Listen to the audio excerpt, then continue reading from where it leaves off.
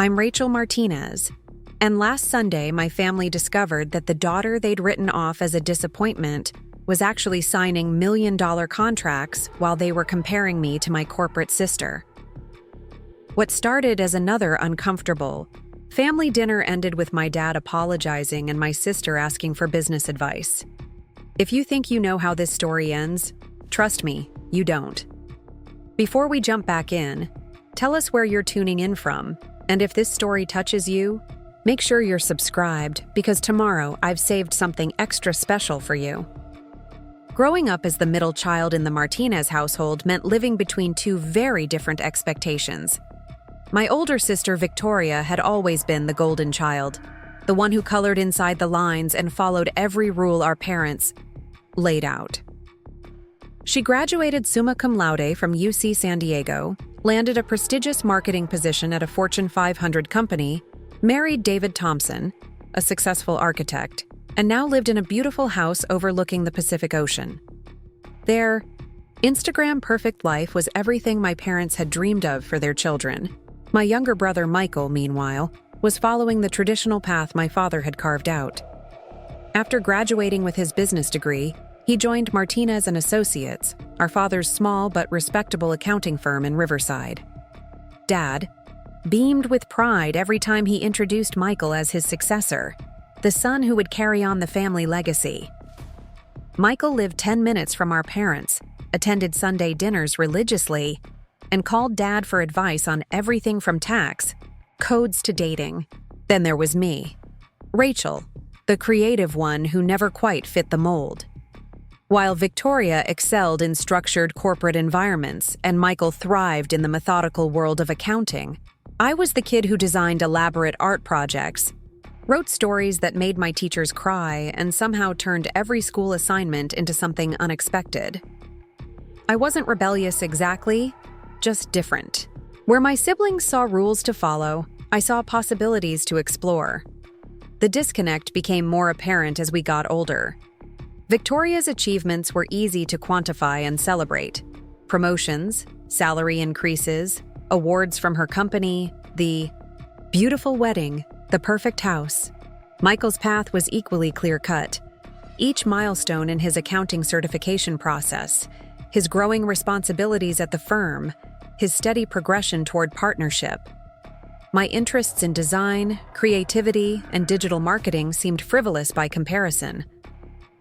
After high school, while Victoria headed to her prestigious university and Michael started his business program at the local college, I chose a different route.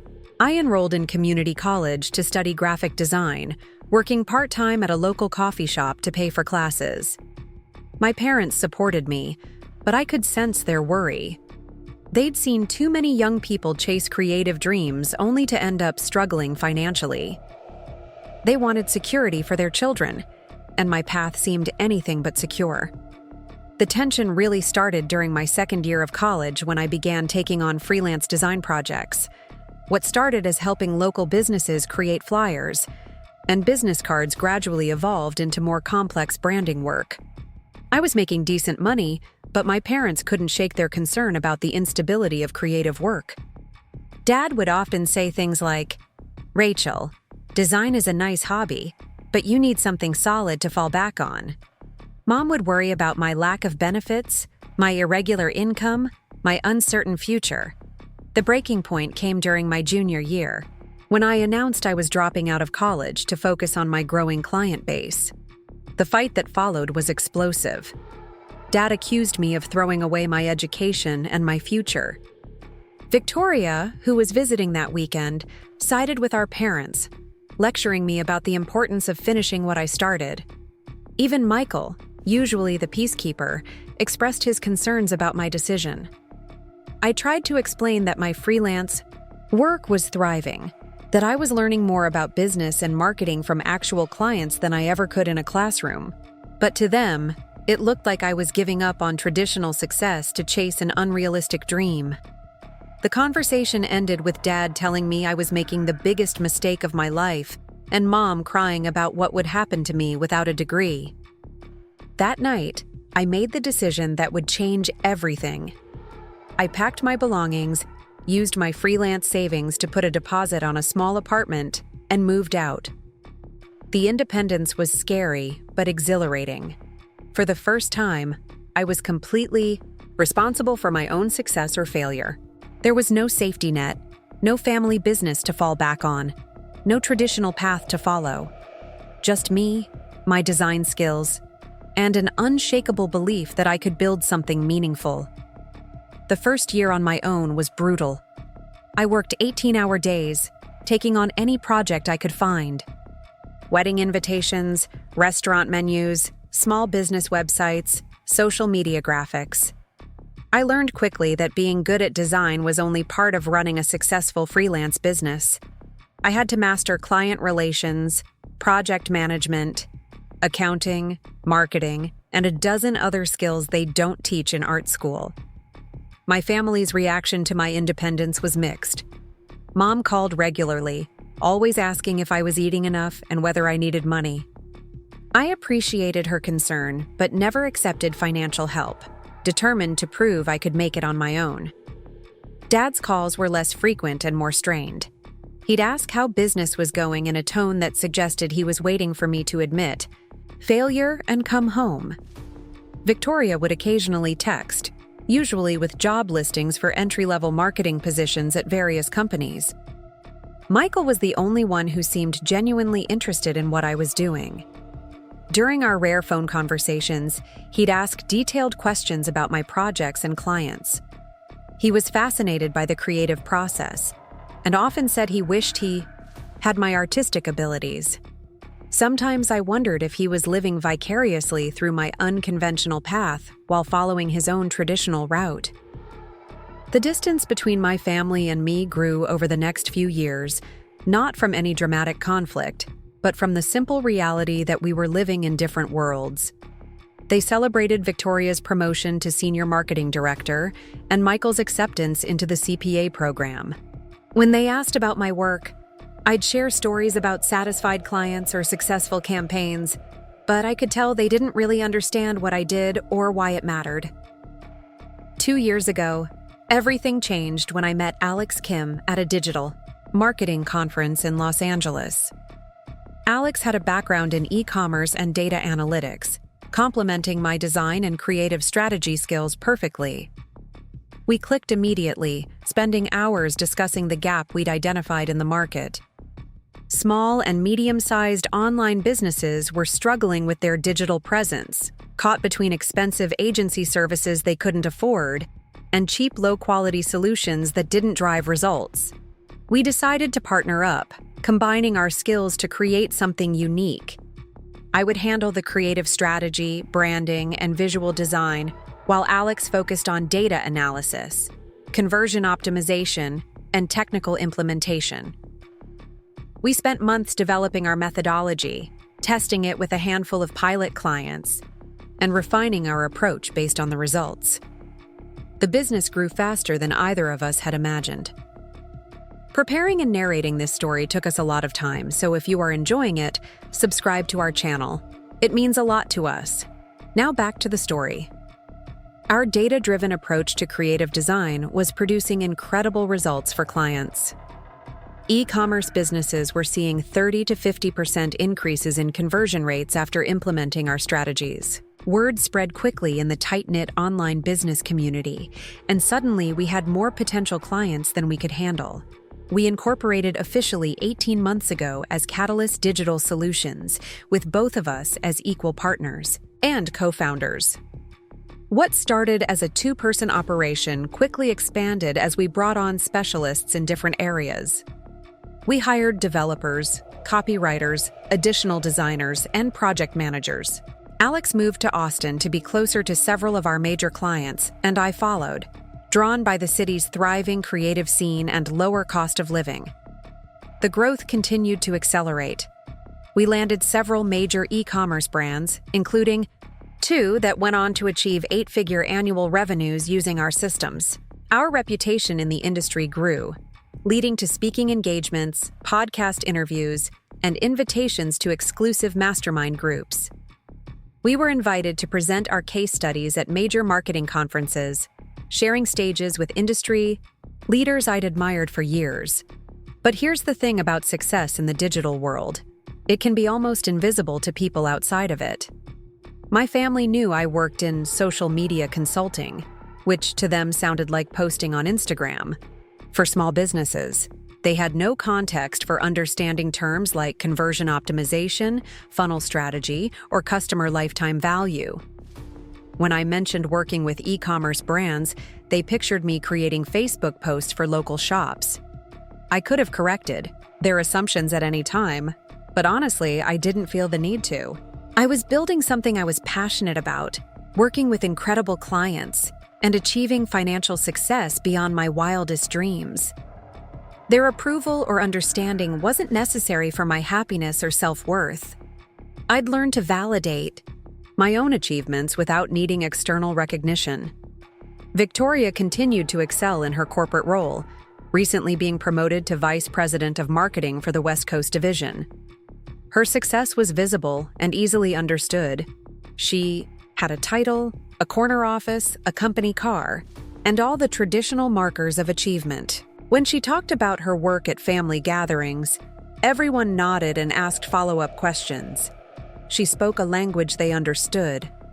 Michael had successfully completed his CPA certification and was gradually taking on more responsibilities at Dad's firm. There was talk of him becoming a partner within the next few years, eventually taking over the business when Dad retired. His path was clear, predictable, and aligned with everything our parents valued about financial security and family legacy. My path remained a mystery to them. They knew I lived in Austin, worked with online businesses, and seemed to be doing okay financially, but the specifics were vague. I drove a modest Honda Civic, lived in a simple 2-bedroom apartment, and dressed casually. From the outside, it probably looked like I was just getting by. Certainly nothing compared to Victoria's obvious success or Michael's steady progress. The truth was, I preferred it that way. I'd seen how money and recognition could change family dynamics, creating resentment or unrealistic expectations. My lifestyle choices were intentional. I drove an older car because it was reliable, and I didn't care about impressing anyone. My apartment was comfortable and convenient to downtown Austin's creative district, where I loved to spend time. My casual wardrobe reflected my values and the creative industry's relaxed culture. Last month, Dad called to invite me to his 55th birthday celebration. Mom was planning a special Sunday dinner with all of us together, plus Victoria's husband David and a few close family friends. It had been almost 8 months since I'd been home, and despite our philosophical differences, I missed them.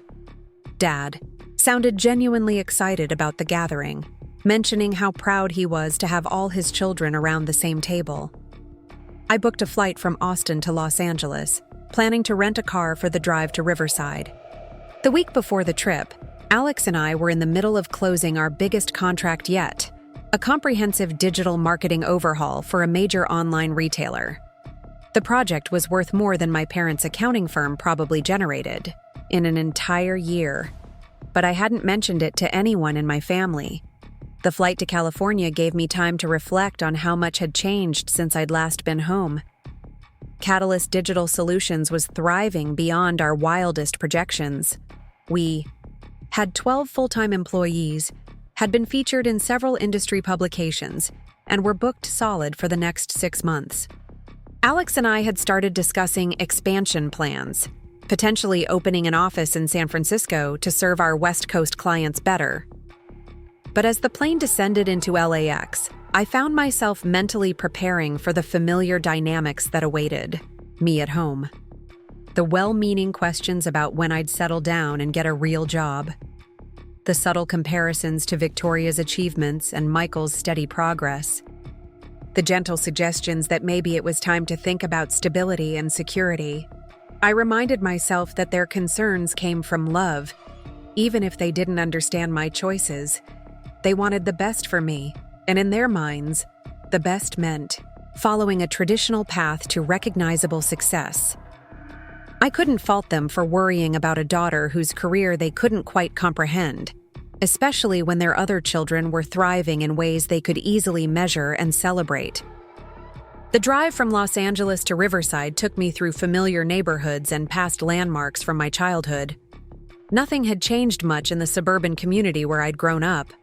The same chain restaurants, the same shopping centers, the same sense of comfortable predictability that I'd found so stifling as a teenager. Now seeing it through adult eyes, I could appreciate the stability and security it represented for my parents' generation.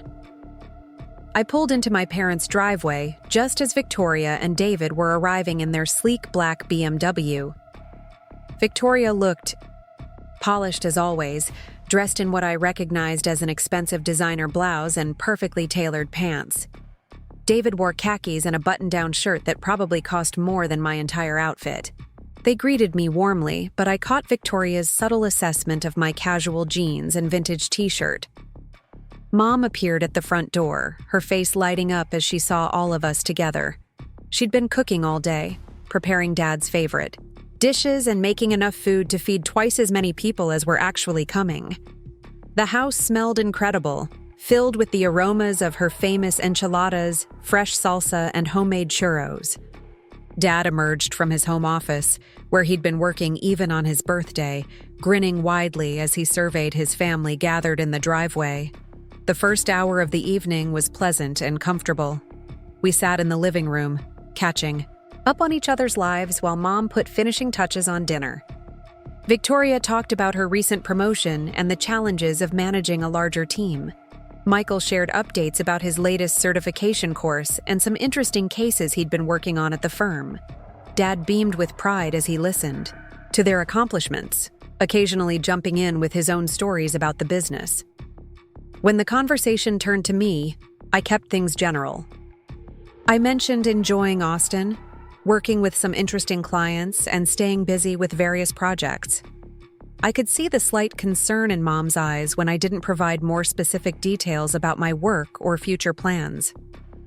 Victoria asked a few polite questions about my consulting work, but it was clear she didn't really understand what I did for a living. Dinner was served in the dining room, with Mom's best china and the good silverware reserved for special occasions. The Sao table looked beautiful, decorated with flowers from her garden and candles that cast a warm glow over the gathering. Dad made a brief speech about gratitude for family and how blessed he felt to have all his children healthy and pursuing their dreams, even if some dreams were more unconventional than others. The conversation flowed naturally through most of the meal. Victoria and David talked about their recent vacation to Europe, sharing photos on Victoria's phone and describing the art museums and historic sites they'd visited. Michael updated us on his girlfriend Sarah, whom he'd been dating for 2 years and seemed serious about. Dad and David discussed architecture and real estate trends, finding common ground in their professional interests. I contributed to the conversation when relevant, but mostly enjoyed listening to my family and observing how our relationships had evolved over the years.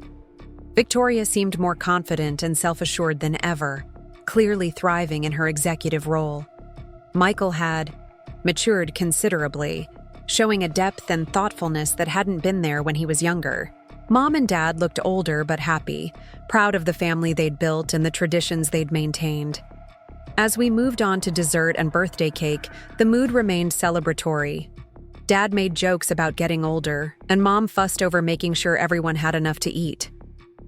Victoria's husband, David, fit seamlessly into our family dynamic, clearly comfortable with our traditions, and genuinely interested in getting to know each of us better. Michael entertained us with stories from the accounting firm, including some amusing encounters with eccentric clients. It was during coffee that the conversation took the turn that would change everything. Victoria was describing a recent project at her company, a complex marketing campaign that had exceeded all expectations and earned recognition from the corporate headquarters. She spoke confidently about market analysis, consumer behavior, and strategic positioning, using industry terminology that impressed Dad and made Michael ask thoughtful follow-up questions. Dad nodded approvingly as Victoria finished her story. "That's exactly the kind of strategic thinking that leads to real success," he said, clearly proud of her achievements. "You're building something substantial, something that will last. He turned to Michael next. And you're doing the same thing, son. Taking what I've built and making it even better. That's what success looks like. Building on solid foundations. Then his attention shifted to me, and I could sense the subtle change in energy around the table. His expression became more concerned, less celebratory. "Rachel," he said, his voice taking on that familiar tone of paternal worry. "I've been thinking a lot about your situation lately."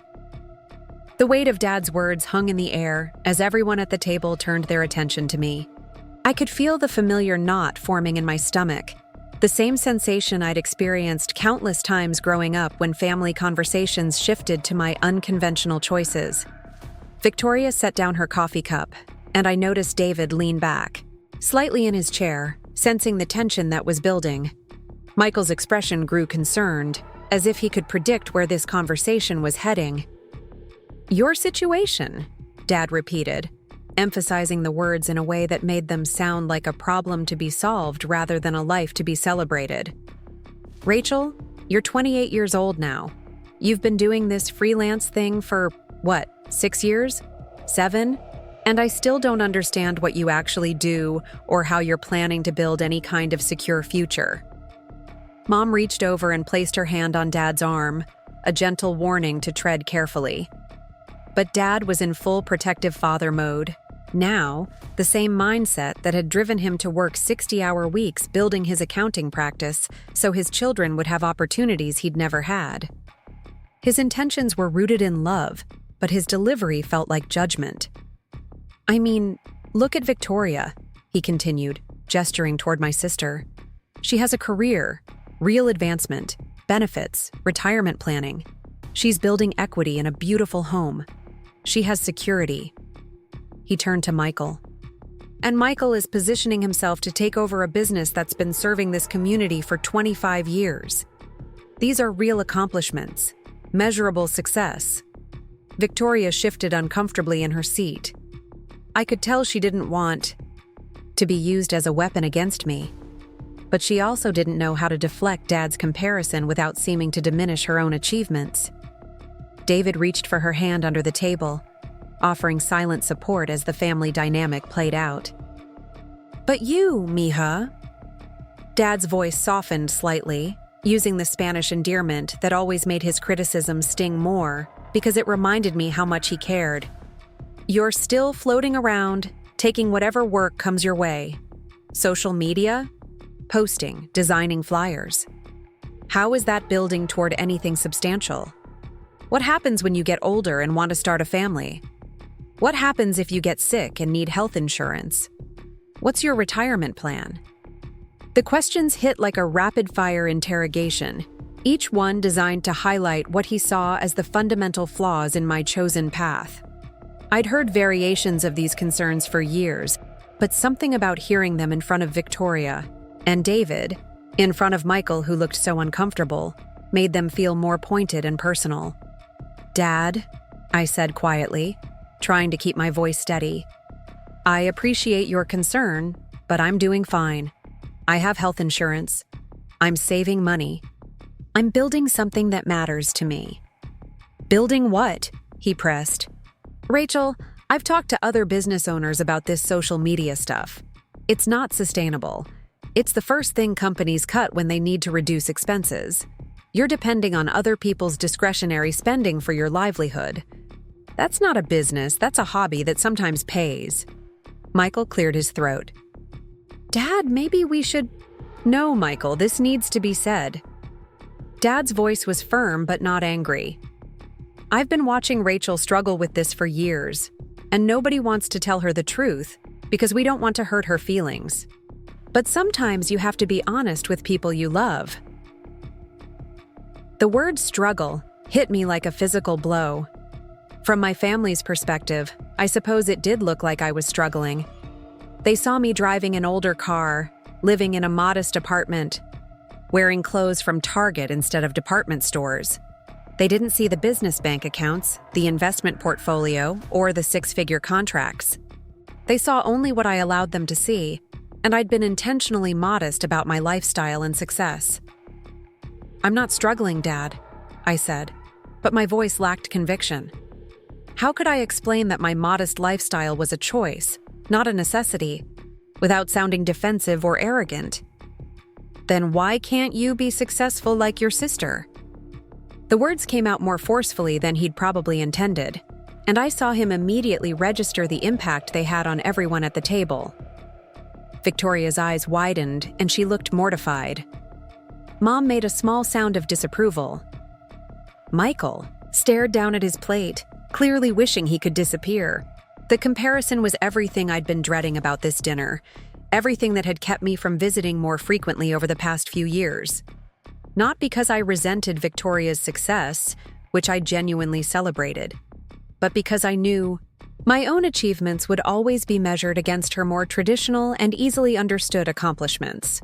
"Robert," Mom said sharply, using his full name in the tone that had stopped all of us in our tracks when we were children. "That's enough." But Dad wasn't finished. Years of worry and frustration were pouring out now.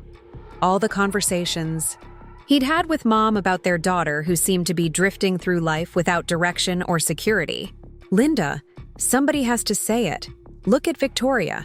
She started at that company right out of college, worked her way up, built real expertise. She has a title, recognition, financial security. She bought a house, invested in her future. She married a successful man who complements her career." David looked extremely uncomfortable being dragged into this comparison, but Dad pressed on. "And Michael, he's following a proven path. He's building on what I've created, learning the business from the ground up. In 5 years, he'll be a partner. In 10 years, he could own the whole practice.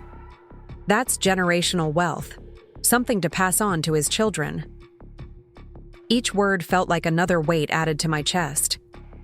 I could see Victoria trying to catch my eye, probably wanting to apologize for being used as the standard against which I was being measured. Michael looked like he wanted to defend me, but didn't know how without contradicting Dad's assessment of his own success. "But what do you have to show for all these years of following your passion?" Dad's voice rose slightly, the frustration of years of worry finally spilling over. "You moved to Texas, away from your family, to do the same work you were doing here. You're still taking whatever clients you can find, still living paycheck to paycheck as far as I can tell. When is this creative phase going to end and the real career going to begin?" The silence that followed was deafening. I could hear the wall clock ticking, the sound of traffic outside, Mom's slight intake of breath as she waited for my response. This was the moment I'd been avoiding for years, the confrontation where all the unspoken concerns and judgments finally came into the open. "It's not a phase, Dad," I said finally, my voice barely above a whisper. "This is my career. This is what I've chosen to do with my life." "But why?" he asked, his voice breaking slightly with genuine bewilderment. "Why choose something so uncertain when you're smart enough to do anything? You could go back to school, get your degree, find a stable job with benefits and advancement opportunities. You could work for a real company, build real expertise, have real security." The word real kept coming up, as if everything I'd built was somehow imaginary or temporary. I understood his perspective, even as it hurt to hear it expressed so bluntly. In his world, success meant stability, advancement meant climbing a corporate ladder, security meant a steady paycheck and employer-provided benefits. My world of project-based work, creative problem-solving, and entrepreneurial risk-taking was foreign to him. Victoria finally found her voice. "Dad, I think what you're trying to say is that you're worried about Rachel's future, but maybe there's a better way to express that concern." "I've been expressing this concern for years," Dad replied, his frustration evident. Gently, indirectly, hoping she'd figure it out on her own. But nothing changes. She's still doing the same things she was doing when she moved out 7 years ago, just in a different city. If only he knew how much had actually changed. In the 7 years since I'd left home, I'd built skills that Fortune 500 companies paid consultants thousands of dollars to teach their teams. I'd developed systems and strategies that were generating millions of dollars in additional revenue for my clients. I'd created intellectual property that competitors were trying to reverse engineer. But none of that was visible or meaningful to someone who measured success by traditional corporate metrics. Maybe, Michael said carefully, we could talk about what success actually means to each of us, because I think we might be defining it differently. Dad turned to him with interest. Success means building something that lasts, son. It means financial security, professional recognition, the ability to support a family and plan for the future. It means contributing something meaningful to society and being respected for your expertise. And you don't think I'm doing any of those things? I asked, genuinely curious about his perception of my work and life. Dad's expression softened, slightly, as if he was realizing how harsh his words had sounded. Mia, I'm sure you're helping your clients, and I know you work hard. But designing social media posts and making websites, how is that building something that lasts?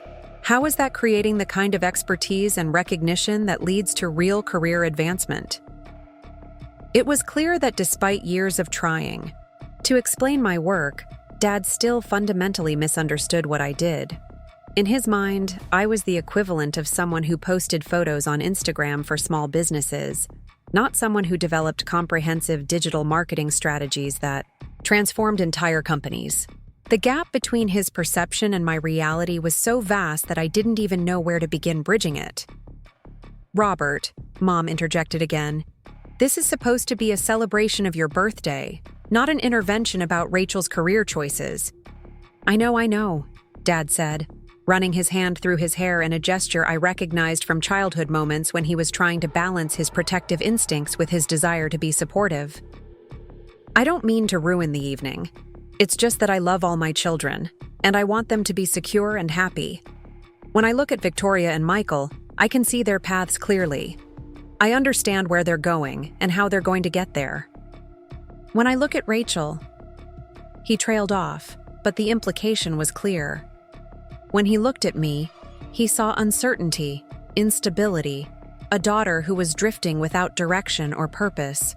It wasn't malicious judgment. It was genuine parental concern filtered through his own understanding of what constituted a successful life. The irony was almost overwhelming. As we sat around that dinner table, I was probably the most financially successful person present, with the exception of possibly Victoria, whose corporate salary and stock options I couldn't accurately estimate. My business was growing faster than any of us had projected. My client waiting list was months long, and my bank account reflected years of smart decisions and calculated risks that had paid off beyond my wildest expectations.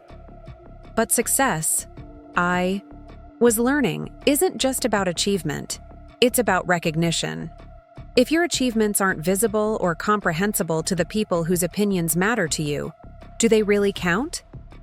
If your parents spend years worrying about your financial security while you're building wealth they can't see, what does that say about communication, family relationships, and the stories we tell ourselves about each other's lives?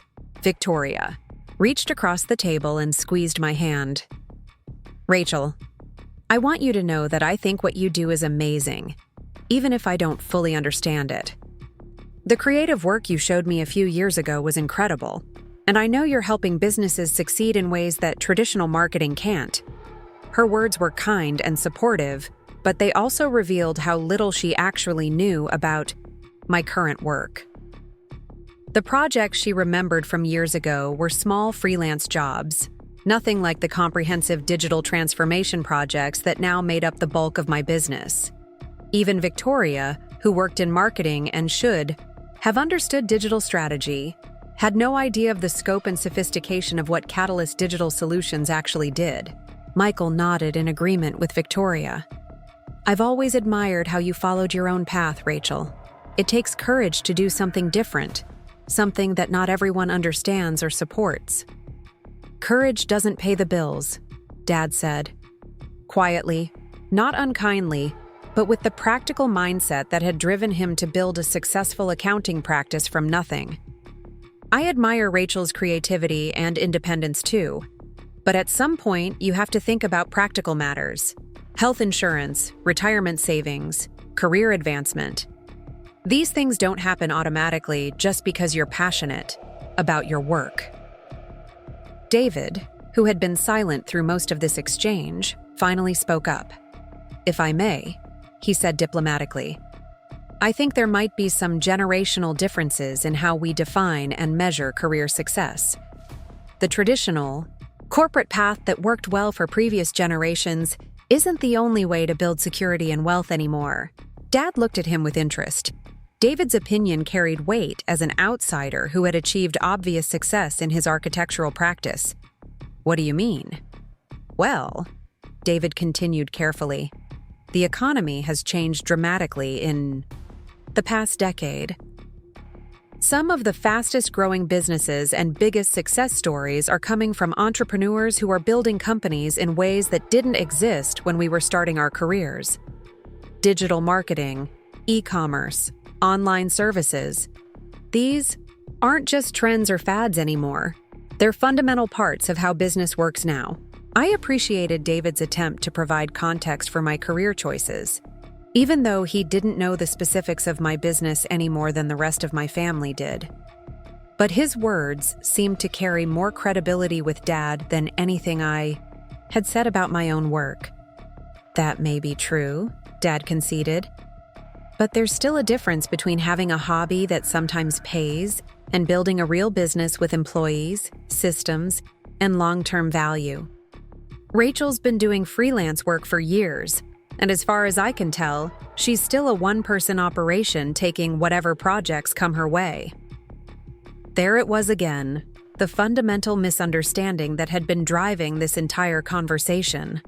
Dad's perception of my work was stuck in the past, based on what he'd known about my early freelance days, combined with my deliberate modesty about my current success. In his mind, I was still the young woman who had dropped out of college to design flyers for local businesses, not the co-founder of a rapidly growing company that was transforming how e-commerce businesses approached digital marketing. The frustration of being so thoroughly misunderstood by people I loved was almost unbearable.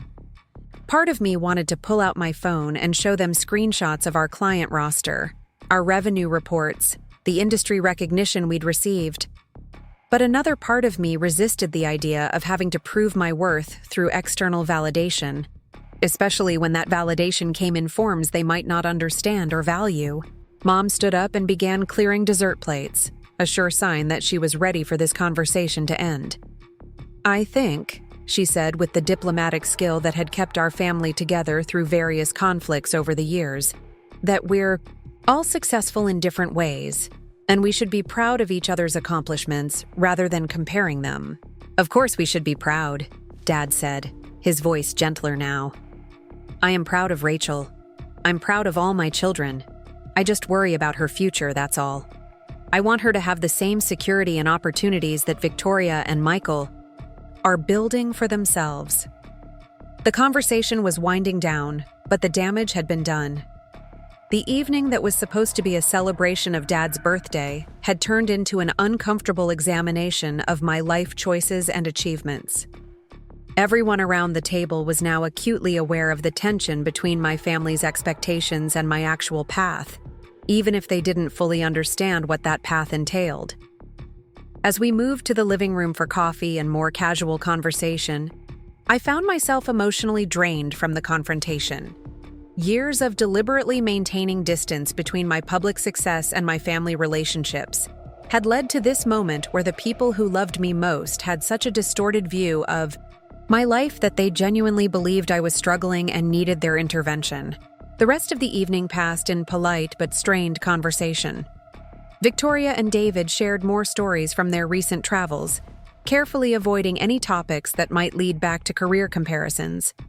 Michael talked about his girlfriend and their relationship, clearly relieved to focus on something uncontroversial. Mom fussed over everyone, offering more coffee and dessert in her traditional way of smoothing over family tensions with hospitality.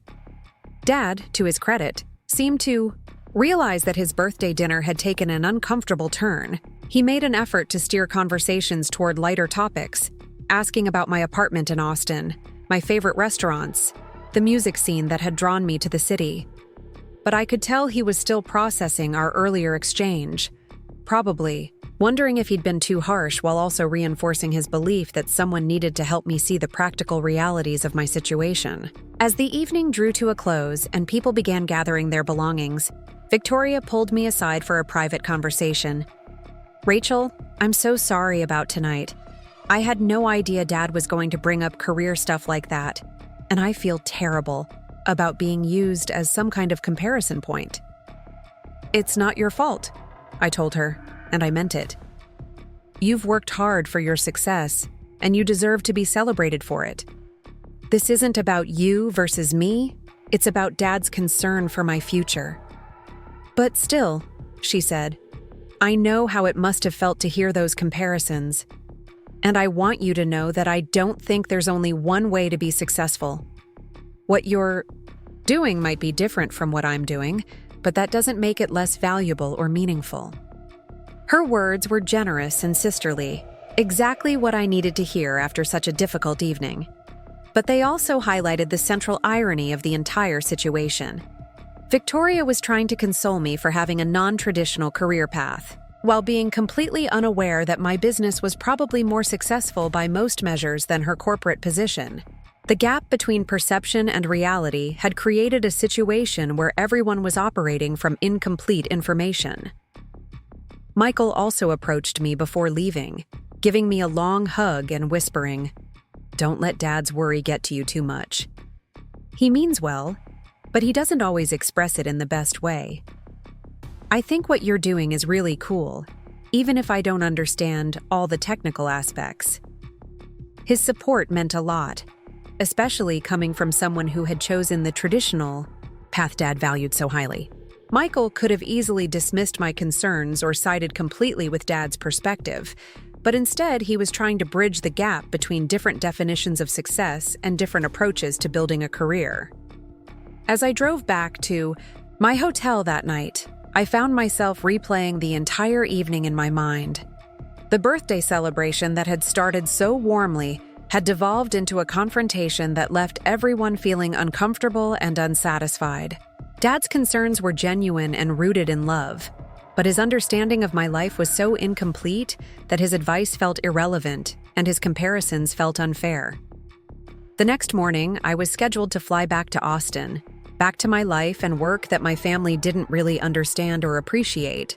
Part of me was looking forward to returning to an environment where my achievements were recognized and valued, where my business partner Alex understood the significance of our recent successes, where our team celebrated each new client and each successful campaign. But another part of me was sad about the disconnect between my professional accomplishments and my family relationships. I had built something significant and meaningful, something that was generating substantial income and making a real difference for our clients.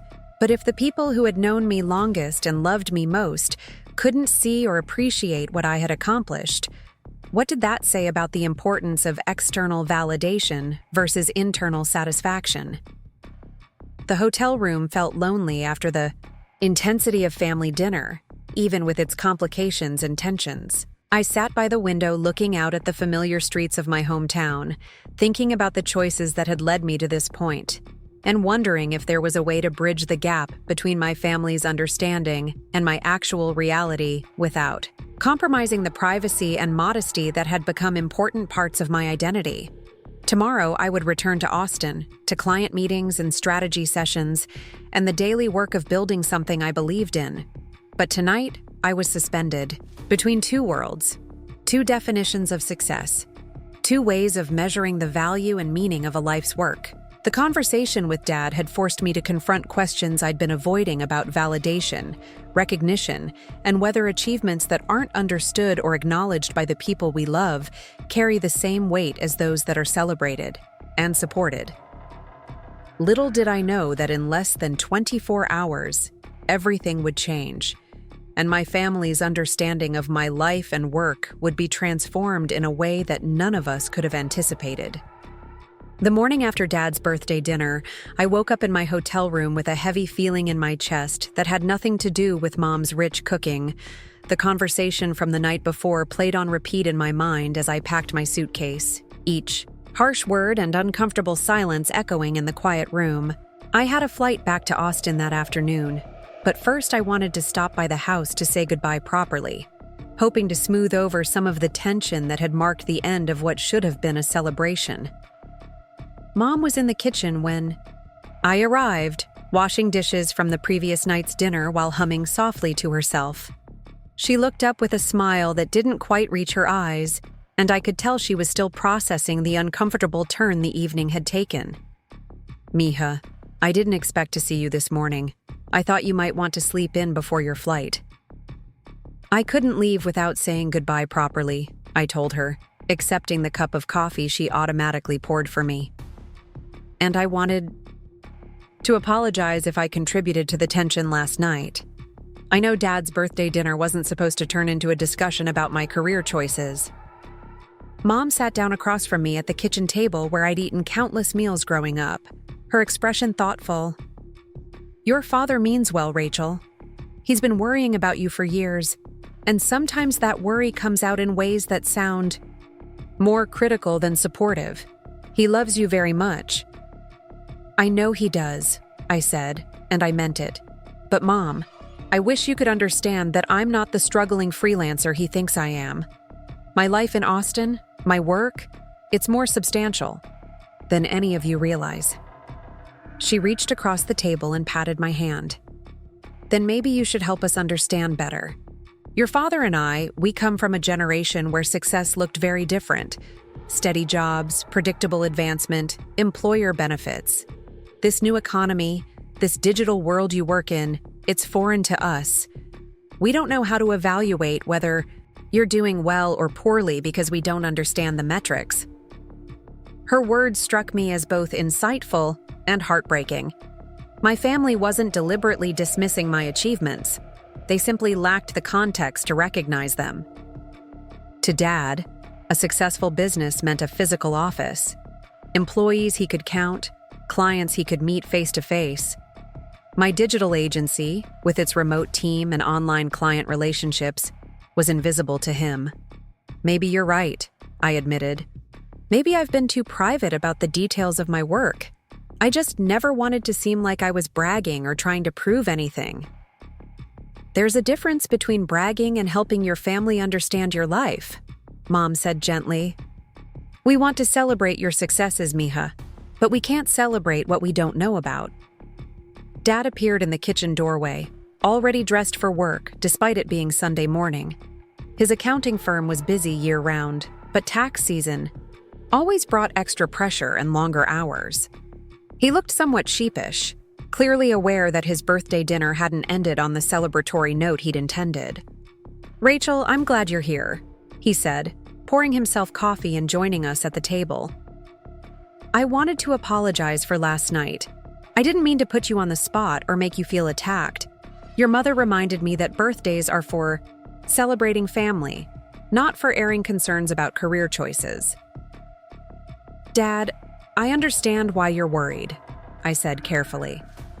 "From your perspective, my path probably does look uncertain and risky, but I wish I could help you see that I've actually built something solid and meaningful." He studied my face intently. "Then help me see it, Mija. Explain to me what you do, how your business works, what your long-term plan looks like. Because honestly, when you talk about social media consulting and website design, it sounds like you're taking whatever small projects come your way rather than building a real company." This was the opening I'd been avoiding for years, the moment when I could either continue letting my family misunderstand my life or take the risk of revealing just how successful Catalyst Digital Solutions had become. The challenge was explaining complex digital marketing strategies to someone whose business experience was rooted in traditional accounting services. "Dad, what if I told you that my company has 12 full-time employees and we're booked solid for the next 6 months?" I began tentatively. What if I told you that our smallest client pays us more per month than some people make in a year? His eyebrows rose slightly, and I could see him trying to reconcile this information with his perception of my work. How is that possible? I mean, how much can businesses really pay for social media posts and website updates? That's just it, Dad. What we do isn't social media posting or basic website design. We develop comprehensive digital marketing strategies that transform how businesses operate online. We analyze customer behavior, optimize conversion processes, and create systems that generate millions of dollars in additional revenue for our clients. I could see him struggling to understand the scope and sophistication of what I was describing. In his world, marketing meant newspaper ads and radio, sponsorships. Digital marketing was as foreign to him as quantum physics. "Give me a concrete example," he said, leaning forward with genuine interest. "Pick one client and explain exactly what you do for them and why they pay you." I thought about our most recent success story, a jewelry company that had been struggling with online sales until we redesigned their entire digital strategy. We worked with a jewelry retailer who was making about $2 million a year in online sales. Their website looked professional, they had decent products, but their conversion rate was terrible. Most people who visited their site left without buying anything. Dad nodded, following along so far. Running a business, regardless of industry, involved similar challenges around attracting and retaining customers. We spent weeks analyzing their customer data, studying how people navigated their website, understanding why potential buyers were abandoning their shopping carts. Then we redesigned their entire customer journey, from the first advertisement someone sees to the final purchase confirmation email. "And that made a significant difference?" Mom asked, genuinely curious about the process I was describing. Within 6 months, their online revenue increased by over 60%. They went from $2 million to over $3 million in annual sales, just from the changes we implemented. Our fee for that project was substantial, but it represented a tiny fraction of the additional revenue we generated for them. Dad's expression was shifting from skepticism to intrigue. Numbers he understood, regardless of the industry context. "How substantial was your fee?" I hesitated, knowing that revealing specific dollar amounts would dramatically alter how my family viewed my work and lifestyle. But I'd already committed to honesty, and half-truths wouldn't bridge the gap between their perception and my reality. For a comprehensive project like that, our fee would typically be somewhere between $80,000 and $150,000, depending on the complexity and timeline. The silence that followed was profound. Dad set down his coffee cup carefully, as if he was afraid his hands might not be steady. Mom's eyes widened as she processed what I'd just revealed. $150,000, Dad repeated slowly, for one project. For one project that took about 4 months to complete and generates ongoing revenue for them, I clarified. And that's not unusual for us anymore. About half our clients pay fees in that range, and we typically have 8 to 10 active projects at any given time. I could see Dad doing mental calculations, his accountant's mind automatically working through the financial implications of what I was describing. If half our clients paid 6-figure fees, and we maintained consistent project flow throughout the year, our annual revenue would be substantial by any measure. "Rachel," he said carefully, "are you telling me that your little social media consulting business is actually generating millions of dollars in annual revenue?" "Dad, it's not a little social media consulting business. It's a comprehensive digital marketing agency. Alex and I built something that's competing with firms in New York and Los Angeles, except we can offer more personalized service and faster turnaround times because we're not weighed down by corporate bureaucracy." Mom was shaking her head in amazement. "But why didn't you ever tell us? Why let us worry about your financial security when you're apparently doing so well?" That was the question I'd been dreading, because the answer revealed something about my own psychology and my relationship with my family that I wasn't entirely proud of. Because I didn't want you to treat me differently. I didn't want family, dinners to become conversations about money or business opportunities. I wanted you to love and accept me for who I am, not for what I've achieved financially. But Mija, Dad said, his voice gentle but confused, we've been worried about you. For years. Losing sleep over whether you could afford health insurance or retirement savings. If we'd known you were building a successful company, we would have been celebrating your achievements instead of questioning your choices. The irony was overwhelming. In trying to protect my relationships from being influenced by financial success, I'd created a situation where my family genuinely believed I was struggling and needed their intervention. My desire for authentic connection had backfired, leading to exactly the kind of uncomfortable confrontation I'd been trying to avoid. I know, I said quietly. I can see now that my privacy created more problems than it solved. But success is complicated, Dad. Look at how you reacted last night when you thought I was unsuccessful, and look at how you're reacting now that you know I'm doing well financially. The money changes everything, doesn't it? Dad considered this thoughtfully. It changes some things, he admitted. It means I don't have to worry about whether you can afford to take care of yourself. It means your business has real substance and longevity. But it doesn't change how much I love you or how proud I am of you for following your own path. But you weren't proud last night, I pointed out. Last night you were frustrated and disappointed. You compared me unfavorably to Victoria and suggested I was wasting my potential. Would you have felt that way if you'd known the truth about my business? The question hung in the air between us, highlighting the complex relationship between achievement, recognition, and family dynamics.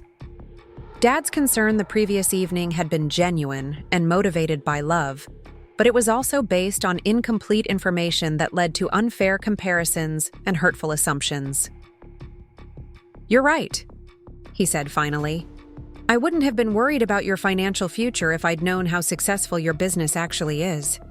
But Rachel, that's exactly why communication is so important in families.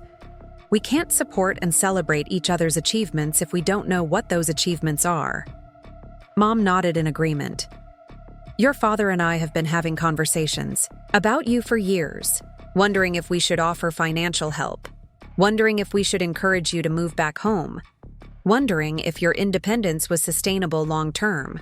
If we'd known you were building a thriving company, those conversations would have been very different. I was beginning to understand the full scope of how my secretiveness had affected my family relationships. While I'd been building a successful business and enjoying financial security, my parents had been genuinely worried about my well-being and future prospects. Their concern wasn't criticism disguised as love. It was actual parental anxiety based on the limited information I'd provided about my life and work. I need to call Victoria and Michael, Dad said suddenly. I need to apologize for using Victoria as a comparison point and for suggesting that Michael's traditional path was superior to yours. That wasn't fair to any of you. Dad, you don't need to. Yes, I do, he interrupted. Last night, I essentially told you that you weren't as successful as your siblings based on assumptions I made about your career. That was wrong, and it probably hurt all of you in different ways.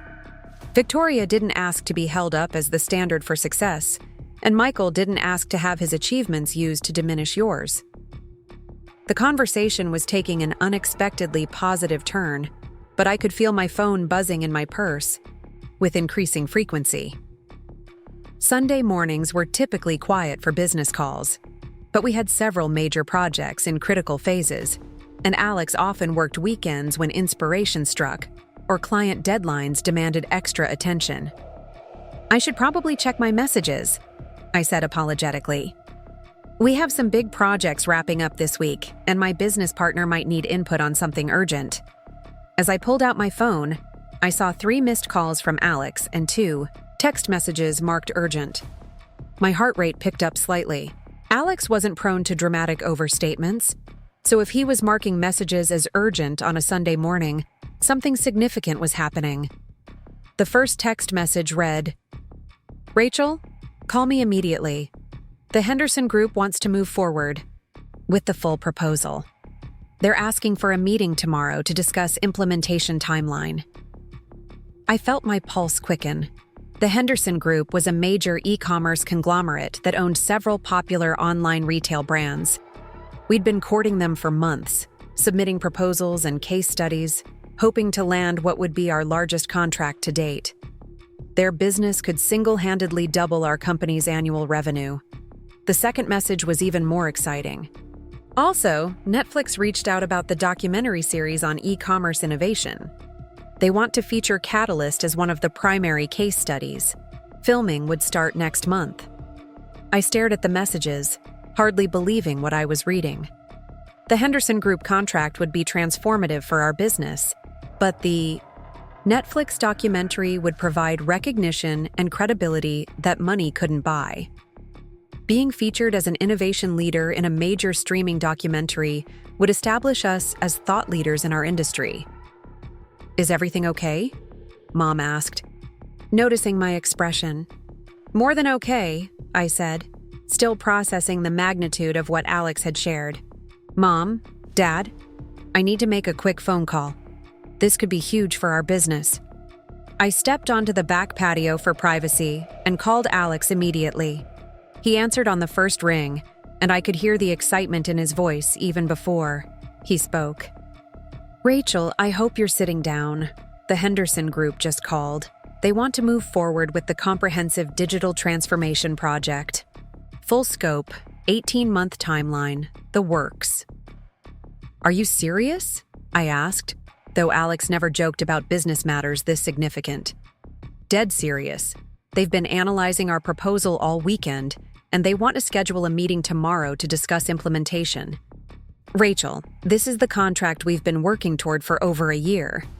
If we execute this successfully, it will establish us as one of the premier digital marketing agencies in the country." I was pacing now, adrenaline coursing through my system as I processed the implications. "What's the financial scope?" "Total project value is $8 million over 18 months. But Rachel, that's not even the biggest news. Netflix called about featuring us in their documentary series on e-commerce innovation. They want to film our team, interview our clients, showcase our methodologies. We're talking about national exposure, industry recognition, the kind of credibility that leads to speaking engagements and consulting opportunities we can't even imagine right now." I had to lean against the patio railing for support. The numbers Alex was sharing represented more than just business success. They represented validation of everything we'd built over the past few years. The Henderson Group contract alone would generate more revenue than my father's accounting practice probably earned in multiple years, and the Netflix documentary would provide recognition that extended far beyond our industry. "How do we handle this?" I asked, my mind racing through the logistical implications. "The Henderson meeting, the Netflix filming, the expansion we'll need to support a project this size." "That's what I've been working on all morning," Alex said. "We'll need to hire at least 4 additional team members immediately, probably 6 if we want to maintain our quality standards. We'll need to lease additional office space, upgrade our project management systems, and probably bring in a dedicated account manager just for Henderson." The conversation continued for another 10 minutes as we discussed timelines, resource allocation, and the strategic decisions we'd need to make quickly to capitalize on these opportunities. By the time I hung up, my mind was spinning with the magnitude of what was happening to our business. When I returned to the kitchen, my parents were waiting with expressions of polite curiosity mixed with concern. They'd clearly overheard enough of my conversation to realize something significant was developing, but they lacked the context to understand exactly what that might mean. "Everything okay with your business?" Dad asked. I sat down at the table, still trying to process what Alex had shared. "Dad, remember when you asked me to explain what real success looks like in my industry? I think I'm about to get a chance to show you, rather than just tell you." "What do you mean?" The phone call I just took was about the largest contract our company has ever been offered. A major client wants to hire us for a project worth almost $3 million. And Netflix wants to feature our business in a documentary about e-commerce innovation. The silence that followed was different from the awkward quiet that had marked our earlier conversation. This was the silence of people trying to recalibrate their understanding of someone they thought they knew completely. $3 million, Mom repeated, her voice barely above a whisper. For one project, I confirmed. And the Netflix documentary will provide industry recognition that could lead to speaking engagements, consulting opportunities, and client referrals worth millions. More over the next few years? Dad was staring at me as if he was seeing a stranger. Rachel, I need to ask you directly. How successful is your business? Not just this new contract, but overall. Because what you're describing sounds like you've built something much larger than I ever imagined. This was the moment I'd been avoiding for years. The moment when I would either continue managing my family's perception of my life or reveal the full scope of what Alex and I had accomplished. There was no middle ground anymore. The Henderson contract and Netflix documentary would make our success too visible to downplay or minimize. Dad, last year, Catalyst Digital Solutions generated over $4 million in revenue. This year, we're on track to exceed $6 million, and with the Henderson contract, next year could reach $8 or $9 million. We employ 12 people full-time. We're considered leaders in our industry, and we're profitable in a way that allows us to reinvest in growth while building substantial financial reserves. The numbers landed like physical blows. Dad's face went through a series of expressions as he processed what I was telling him. Mom reached for his hand, her own expression a mixture of amazement and something that might have been hurt. Why? Dad asked finally. Why let us think you were struggling when you've built something this successful? Why let us worry about your future when you're apparently more financially secure than your siblings? It was a fair question, and one I wasn't sure I could answer in a way that wouldn't sound defensive or ungrateful. Because I wanted you to love me for who I am, not what I've achieved. Because I've seen how money changes family relationships, and I wanted ours to stay authentic. But it wasn't authentic, Mom pointed out gently. It was based on incomplete information that led to misunderstandings and unnecessary worry. Rachel, we've been concerned about you for years, offering to help financially, wondering if you needed assistance with health insurance or living expenses. Meanwhile, you were building a multi-million-dollar business. The irony was painful and obvious. In trying to preserve authentic relationships, I'd created artificial ones based on my family's mistaken beliefs about my circumstances. Their love and concern had been genuine, but their understanding of my life had been completely wrong. I know, I said quietly. I can see now that my secrecy created more problems than it solved. But I also hope you can understand why I was hesitant to reveal everything. Success changes how people see you, how they interact with you, what they expect from you. Dad nodded slowly. I think I understand your concern, but Mija, family is supposed to be the place where you can be completely honest about your life, your struggles, and your achievements. We can't support you properly if we don't know what's really happening. And we can't celebrate your successes if we don't know about them, Mom added. Rachel, what you've built is incredible. You should be proud of it, and we should be proud of you. But pride requires knowledge, and knowledge requires communication. I was beginning to see that my family's reaction to learning about my success was more complex than simple pride or amazement.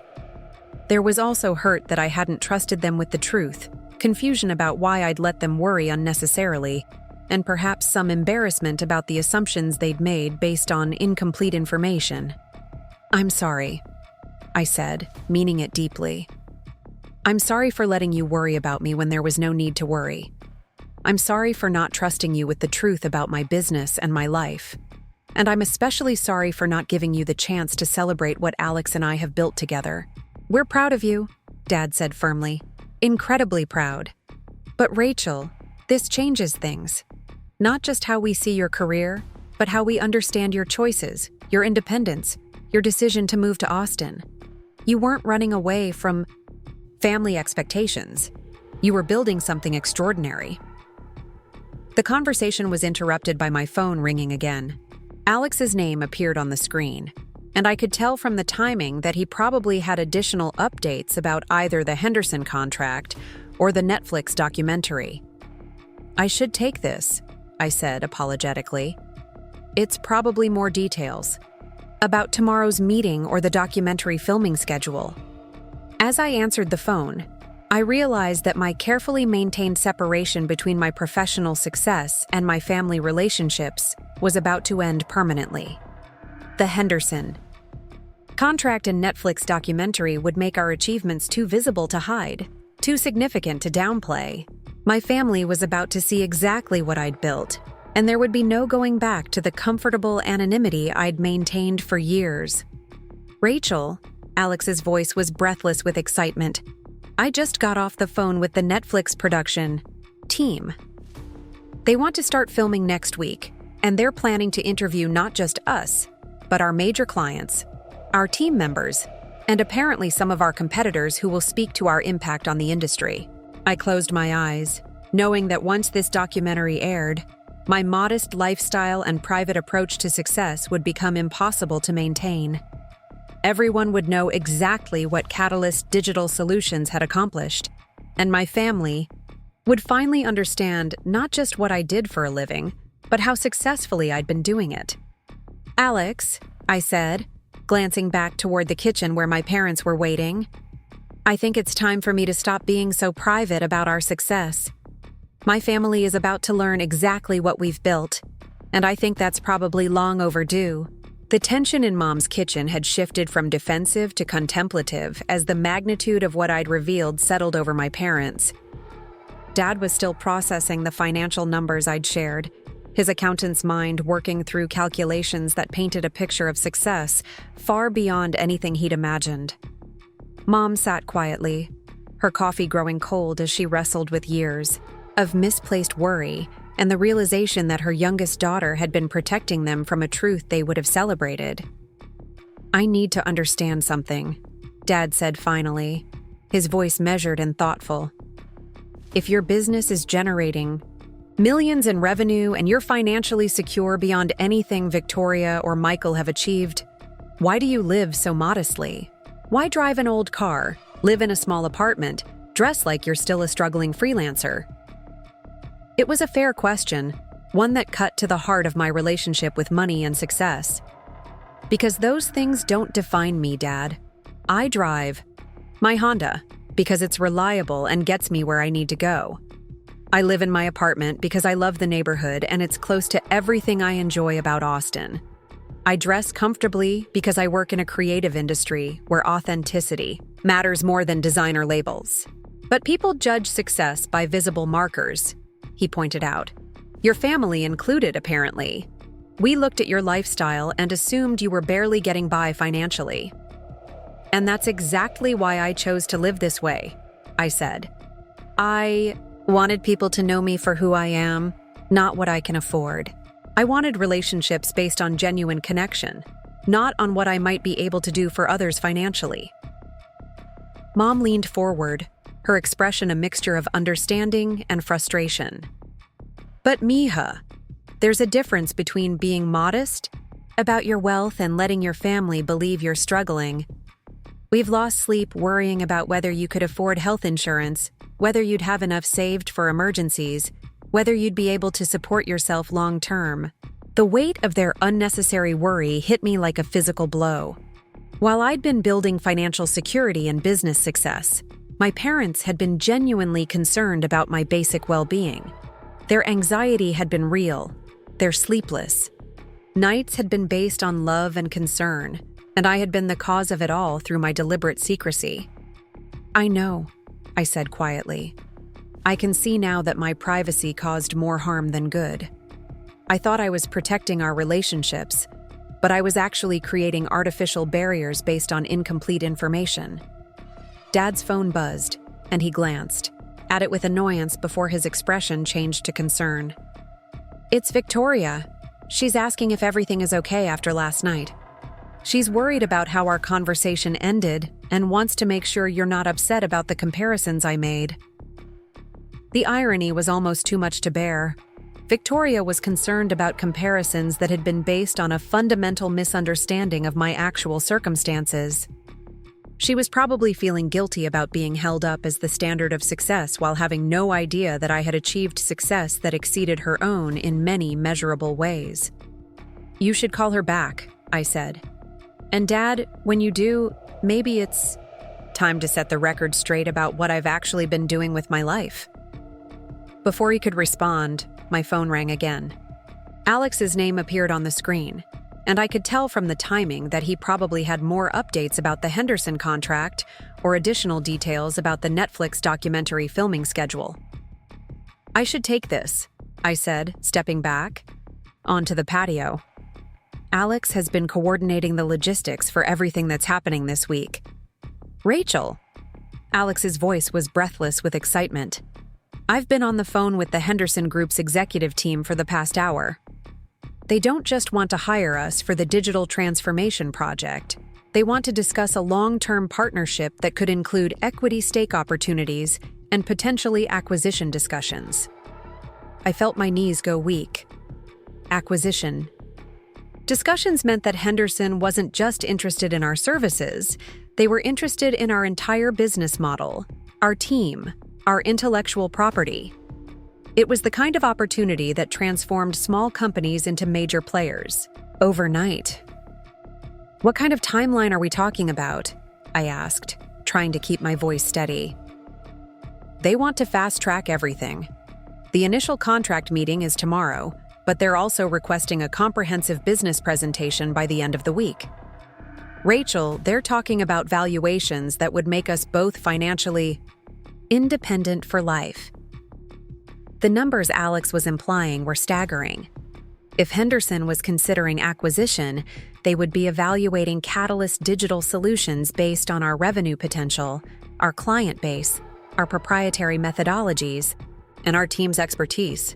Conservative estimates would put our company's value in the tens of millions. But if Henderson saw the growth potential we believed existed, the numbers could be exponentially higher. And the Netflix documentary? Even better news. They've decided to make us the central focus of the entire series instead of just one case study among many. They want to follow our growth over the next 6 months, document the Henderson project from start to finish, and interview industry leaders about our impact on digital marketing innovation. I had to sit down on Mom's patio furniture. The scope of what was happening was overwhelming. Not only would our business success become completely public through the documentary, but we were potentially looking at the kind of financial windfall that would change our lives permanently. "Alex, I'm with my family right now, and I think this might be perfect timing for them to understand exactly what we've built together." "Want me to conference them in? I've got the Henderson executives standing by if you want to discuss any aspects of tomorrow's presentation." An idea formed in my mind, one that would demonstrate to my parents more clearly than any explanation could the level at which Catalyst Digital Solutions operated. "Actually, yes. Give me 2 minutes to prepare them, then call back and we'll put you on speaker." I returned to the kitchen where Mom and Dad were sitting in contemplative silence, clearly still processing everything I'd revealed about my business and my reasons for keeping it private. "Mom, Dad, my business partner is going to call back in a few minutes, and I'd like you to listen to our conversation. It will give you a better understanding of what we actually do and the level at which we operate than any explanation I could provide." Dad looked intrigued. "This is about the $3 million contract you mentioned?" "That and several other opportunities that have developed just this morning." "Dad, I want you to listen not just to the numbers, but to the complexity of what we're discussing. I think it will help you understand why I consider this work intellectually challenging and professionally fulfilling in ways that go far beyond financial success. When Alex called back, I put him on speaker and introduced him to my parents. Alex, I'm here with my mom and dad. They're finally learning about the real scope of our business, and I thought it might be helpful for them to hear directly from you about what's happening with Henderson and Netflix. Mr. and Mrs. Martinez, it's wonderful to finally talk with you. Alex's voice came through clearly. Rachel talks about her family all the time, and I know she's been looking forward to sharing more about our business with you. We're very interested to learn more, Dad said diplomatically. Rachel has been explaining that your company is much larger and more successful than we realized. Well, Rachel is being characteristically modest, Alex replied with a laugh. Catalyst Digital Solutions is currently one of the fastest-growing digital marketing agencies in the country. We've developed proprietary methodologies that are being studied by business schools, and our client results are consistently outperforming industry benchmarks by significant margins. I watched my parents' faces as Alex continued, their expressions shifting from polite interest to genuine amazement as he described the scope of our recent achievements.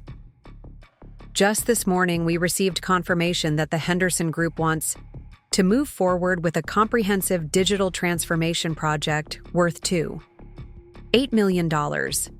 But more significantly, they're also interested in discussing long-term partnership opportunities that could include equity investments or potentially acquiring our company entirely. Dad's eyebrows shot up. Acquiring your company? Yes, sir.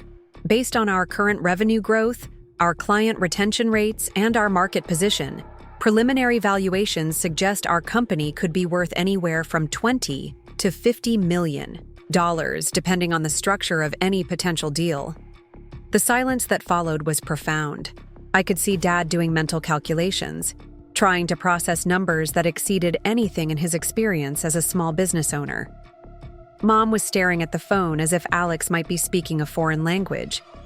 And the Netflix documentary? Alex mentioned? Mom asked faintly. That's equally exciting, Alex continued enthusiastically. Netflix has decided to make Catalyst the central focus of their upcoming series on e-commerce innovation. They'll be documenting our growth over the next 6 months, interviewing our clients and competitors, and showcasing our methodologies as examples of cutting-edge digital marketing strategy. Rachel, Dad said slowly, when this documentary airs, everyone will know about your success, your privacy, your modest lifestyle, your ability to keep your achievements separate from your personal relationships. All of that will change. It was true, and I'd been grappling with that reality since Alex first mentioned the Netflix opportunity. The documentary would make our success completely public, ending my ability to maintain the low-profile lifestyle that had allowed me to preserve authentic relationships with family and friends. I know, I said. And maybe that's not entirely a bad thing.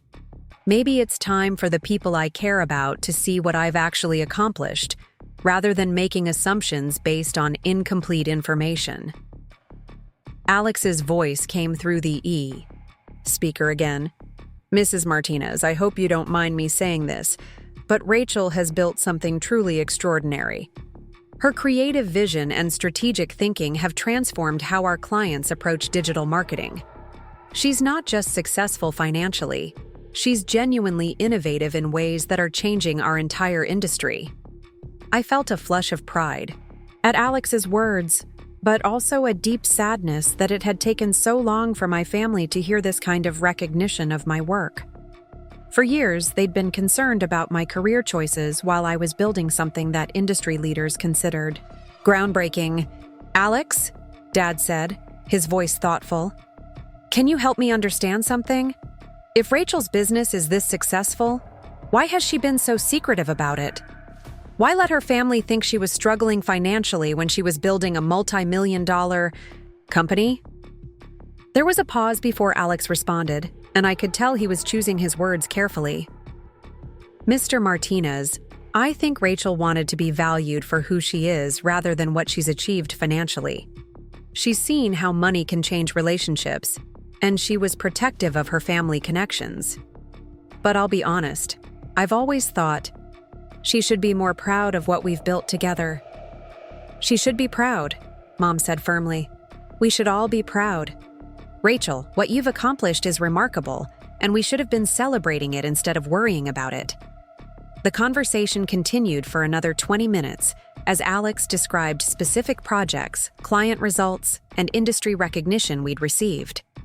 He mentioned speaking engagements at major conferences, case studies being taught in business schools, and consulting requests from Fortune 500 companies who wanted to understand our methodologies. With each detail, I watched my parents' perception of my life and work undergo a complete transformation. The daughter they'd been worried about was actually a successful entrepreneur whose business was being featured in documentaries and studied by academics. The career they'd been questioning was actually generating more revenue than most traditional businesses they respected. When the call ended, the silence in Mom's kitchen was heavy with unspoken thoughts and emotions. Dad was staring at his hands, clearly processing everything he'd heard. Mom was looking at me with an expression I couldn't quite interpret. Pride mixed with hurt, amazement combined with confusion. Rachel, Dad said finally, I owe you an apology that goes far beyond what happened at dinner last night.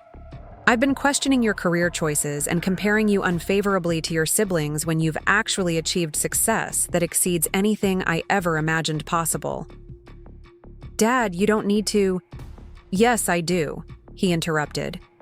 Last night, I essentially told you that you weren't as successful as Victoria, when the truth is that your business generates more revenue in a year than her corporate salary and benefits combined. I compared you to Michael's steady progress toward partnership in a small accounting firm, when you've built a company that major corporations want to acquire for tens of millions of dollars. The weight of his words settled over us. The comparisons that had hurt so much the night before now seemed not just unfair, but completely disconnected from reality. I had achieved the kind of entrepreneurial success that most business owners only dream about, while my family had been concerned about my basic financial stability. But I understand now why you kept it private, Mom said softly. You wanted us to love you for who you are, not what you've achieved. You wanted authentic relationships that weren't influenced by your financial success. But the result was relationships based on incomplete information, I pointed out. You've been worried about me unnecessarily, and I haven't given you the chance to celebrate what Alex and I have built together. Dad nodded slowly. And now, with this documentary and the publicity that will come with it, your privacy is going to end whether you want it to or not. Maybe that's for the best, I said, surprising myself with how much I meant it. Maybe it's time for me to stop hiding my achievements and start being proud of what I've accomplished. My phone buzzed with a text message, and I glanced at it to see another update from Alex. The Henderson Group wants to schedule a conference call for this afternoon to discuss the preliminary terms of both the service contract and the potential acquisition discussions. They're moving much faster than we anticipated. I showed the message to my parents, watching their expressions as they processed yet another indicator of how quickly and dramatically my business world was evolving. Rachel, Mom said, what does this all mean for your future? If this company is acquired, if this documentary makes you famous in your industry, how will your life change? It was a question I'd been avoiding, but one that demanded consideration. If Henderson acquired Catalyst Digital Solutions, Alex and I would be financially set for life, free to pursue whatever projects interested us without concern for revenue or client development. If the Netflix documentary established us as thought leaders in digital marketing, we'd have opportunities for speaking, consulting, and teaching that we'd never imagined. I don't know, I admitted. 6 months ago, I thought I was building a successful small business. Now I'm looking at opportunities that could change everything about how I live and work. But you'll still be you, Dad said firmly. Success doesn't change character, Mija. It just gives you more options and more responsibility. His words were wise and comforting, but I could tell he was still processing the magnitude of what he'd learned about my life. The daughter he'd been worried about was actually facing decisions about multi-million-dollar business deals and national media exposure. "I should probably head back to Austin," I said reluctantly. "Alex and I have a lot of work to do before tomorrow's meeting with Henderson, and I need to prepare for the Netflix filming that starts next week." "Of course," Mom said, but her voice carried a note of regret. "But, Rachel, I hope this won't be the last conversation we have about your business and your success. I want to understand more about what you do, and I want to be able to celebrate your achievements properly." "And I want to call Victoria and Michael," Dad added. "I need to apologize for the comparisons I made last night, and I want them to understand what you've actually accomplished. They should be proud of their sister, not feeling guilty about being used as examples of traditional success." As I gathered my belongings and prepared to leave for the airport, I felt a strange mixture of relief and apprehension. The secret I'd been keeping for years was finally out, and my family's understanding of my life had been completely transformed. But I was also facing a future where my privacy and anonymity would be things of the past. The drive to the airport gave me time to reflect on everything that had happened over the past 24 hours. Dad's birthday dinner had started as an uncomfortable confrontation about my career choices, and had ended with my parents learning that I'd built one of the fastest-growing companies in my industry. The daughter they'd been worried about was actually more financially successful than they'd ever imagined possible. But beyond the financial aspects, I could see that my family was beginning to understand something more important, that I hadn't been drifting or avoiding responsibility, but building something meaningful and innovative. The work Alex and I did wasn't just profitable, it was genuinely valuable to our clients and respected by our industry peers. As my plane took off from Los Angeles, I looked down at the suburban neighborhoods where I'd grown up, thinking about how much my relationship with my family was about to change. The Netflix documentary would make our success completely public, ending any possibility of maintaining the modest anonymity I'd cultivated for years. But maybe that wasn't entirely negative.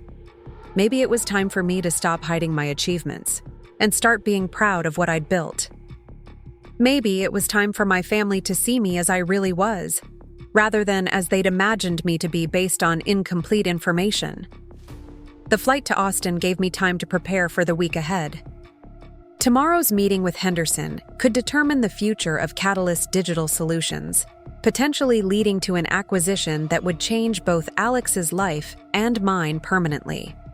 The Netflix filming would begin documenting our story, creating a permanent record of what we'd accomplished and how we'd built our business. By the time I landed in Austin, I felt ready to embrace the changes that were coming. I'd spent years protecting my privacy and maintaining modest lifestyle choices, but I was finally prepared to step into the full recognition of what Alex and I had achieved together. The next morning, I woke up in my modest apartment and prepared for what could be the most important business meeting of my life. As I got dressed in my usual casual attire, I realized that this might be one of the last times I could approach my work with complete anonymity. After the Netflix documentary aired, Catalyst Digital Solutions would be known nationwide, and my carefully maintained privacy would be history. But I was no longer afraid of that recognition. If anything, I was looking forward to finally being able to celebrate our achievements openly, without worrying about how success might change my relationships with the people I cared about most. The meeting with Henderson exceeded every expectation Alex and I had harbored. Not only did they confirm their interest in the $8 million service contract, but they presented acquisition terms that were breathtaking in their generosity. They valued our company, our methodologies, and our team in ways that validated every risk we'd taken and every long hour we'd invested in building something meaningful. 3 months later, as I sat in the Netflix studios being interviewed about Catalyst's journey from startup to acquisition, I thought about Dad's birthday dinner and how dramatically everything had changed since that uncomfortable conversation. My family now understood not just what I did for a living, but why I'd been passionate about building something innovative and valuable. Victoria had called to apologize for not recognizing my achievements sooner and to ask for advice about some digital marketing challenges her company was facing. Michael had expressed genuine admiration for the entrepreneurial path I'd chosen and had started asking questions about potentially starting his own business someday. Most importantly, Dad's concern about my future had been replaced by pride in what I'd accomplished and excitement about the opportunities that lay ahead. The daughter he'd worried about was now fielding speaking requests from major universities and consulting opportunities from Fortune 500 companies. The Netflix documentary, when it finally aired, told the story of how two young entrepreneurs had identified a gap in the digital marketing industry and built a company that transformed how businesses approached online customer acquisition. It featured interviews with our clients, who spoke enthusiastically about the revenue growth our strategies had generated, and with our competitors, who acknowledged our innovations with respect and admiration. But for me, the most meaningful moment in the documentary was a brief interview with my parents, where Dad spoke proudly about his daughter who had followed her own vision and built something extraordinary. The worry and concern that had marked our family conversations for years had been replaced by celebration and support. Looking back, I can see that both perspectives had merit. Dad's concerns about financial security and career stability were rooted in love and practical wisdom gained through decades of building his own business. My desire for privacy and authentic relationships was based on legitimate concerns about how success can change family dynamics. But the real lesson was about communication and trust. By keeping my achievements private, I had prevented my family from celebrating my successes and had caused them unnecessary worry about my future. By sharing the truth about what Alex and I had built together, I had opened the door to deeper understanding and more genuine support. The success of Catalyst Digital Solutions changed my life in ways I never could have anticipated. But the most important change was in my relationship with my family. They finally understood not just what I did for a living, but why it mattered to me and why I'd been willing to take risks that seemed unconventional from their perspective. Today, as I work on new projects and explore opportunities that grew out of our acquisition by Henderson, I no longer worry about balancing privacy with authenticity in my family relationships. They know who I am, what I've accomplished, and why I'm passionate about the work I do. Their support is based on complete information rather than partial understanding. And Dad never again questions whether I can be as successful as my siblings, because he understands that success comes in many forms, and sometimes the most meaningful achievements are the ones that take the longest for others to recognize and appreciate. 6 months after that transformative birthday dinner, I stood in the green room of the Austin Convention Center, adjusting my microphone and reviewing my notes one final time before taking the stage as the keynote speaker at the Southwest Digital Marketing Summit. The irony wasn't lost on me that I was about to address 3,000 marketing professionals about innovation and entrepreneurship, while wearing jeans and a vintage blazer that cost less than most people's monthly coffee budget.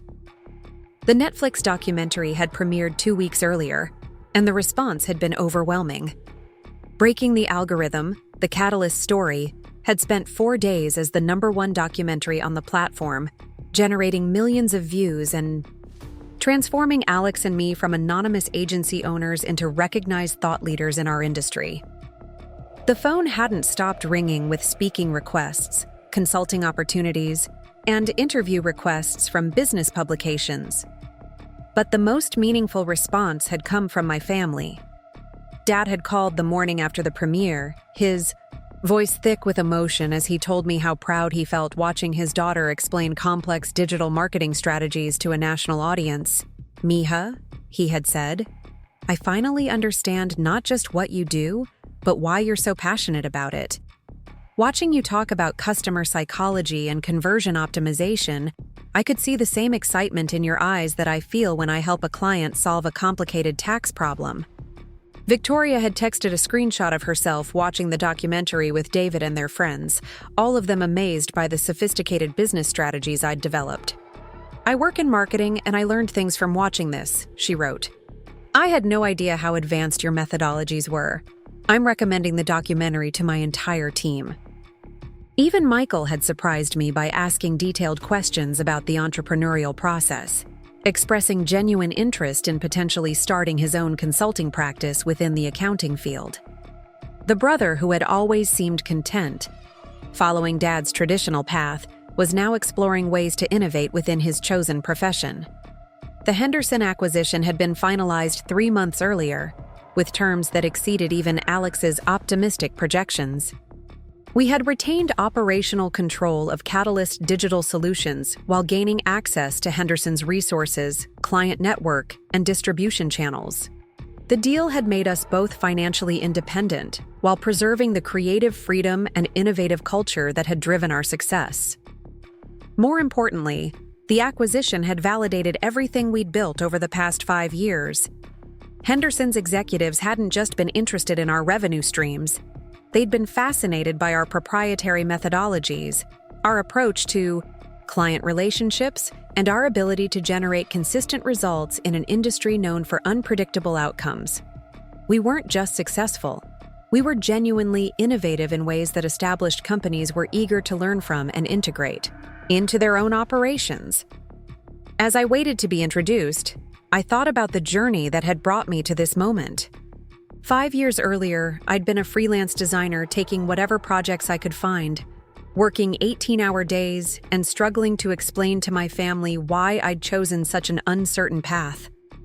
Today, I was about to address an audience of industry, leaders about strategies that were being taught in business schools and implemented by Fortune 500 companies. The transformation hadn't just been professional, it had been deeply personal. The secrecy and privacy that had once felt necessary for protecting my authentic relationships had given way to openness and pride in what Alex and I had accomplished together. I no longer felt the need to downplay my success or hide my achievements from the people who mattered most to me. Ladies and gentlemen, please welcome Rachel Martinez, co-founder of Catalyst Digital Solutions and star of Netflix's Breaking the Chi algorithm. The applause was thunderous as I walked onto the stage, looking out at an audience of marketers, entrepreneurs, and business leaders who had come to hear about the strategies that had transformed our small agency into an industry leader. The stage lights were bright, but I could see faces in the front rows, people leaning forward with genuine interest in what I had to share. 5 years ago, I began. I was having dinner with my family, and my father asked me why I couldn't be successful like my sister.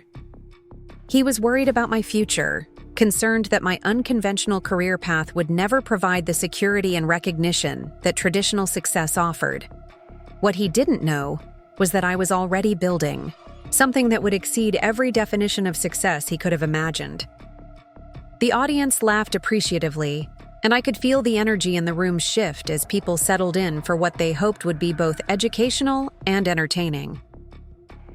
Public speaking had become surprisingly natural for me, perhaps because I was finally talking openly about work I was genuinely passionate about.